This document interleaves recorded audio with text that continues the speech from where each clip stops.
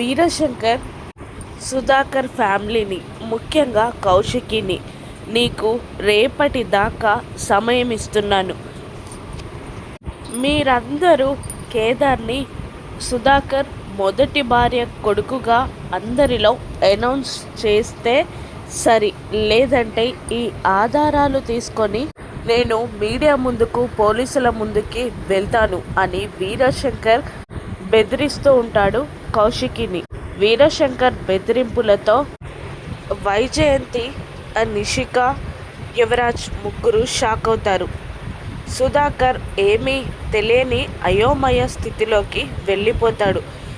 కౌశికి సుధాకర్ని, వైజయంతి, యువరాజ్, నిషికలని ఒక రూమ్లోకి తీసుకెళ్తుంది. కౌశికి సుధాకర్తో ఇలా అంటుంటుంది, బాబాయ్, అందరి ముందు అనౌన్స్ చేయడమే మంచి నిర్ణయం అని నేను అనుకుంటున్నాను. మీరేమంటారు బాబాయ్ అని కౌశికి సుధాకర్ని అడుగుతుండగా, నీ ఇష్టమమ్మా అని కౌశికికే నిర్ణయం వదిలిపెట్టేస్తాడు సుధాకర్.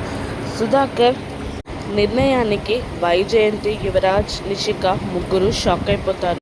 మళ్ళీ కౌశికి ఇలా అంటుంటుంది వైజయంతితో, రేపు పంతులు గారు మంచి రోజు అని చెప్పారు కదా పిన్ని, కీర్తి పాపకి ఓనీల ఫంక్షన్ చెయ్యాలి అనుకుంటున్నాను కదా, ఆ ఓనీల ఫంక్షన్లోనే కేదార్ని వారసుడిగా అనౌన్స్ చేద్దామని అనుకుంటున్నాను అనగానే మళ్ళీ వైజయంతి, యువరాజ్, నిషిక ముగ్గురు షాక్ అవుతారు.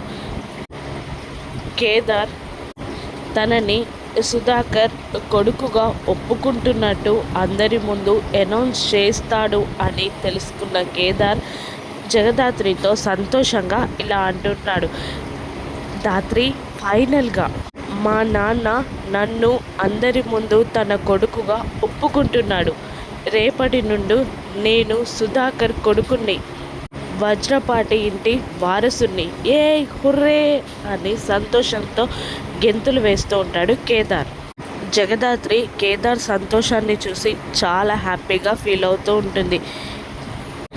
ఈ కార్యాన్ని చెడగొట్టడానికి యువరాజ్, నిషిక, వైజయంతి పన్నే పన్నాగాలేంటో రాను ఎపిసోడ్స్లో చూద్దాం. Thank you for watching.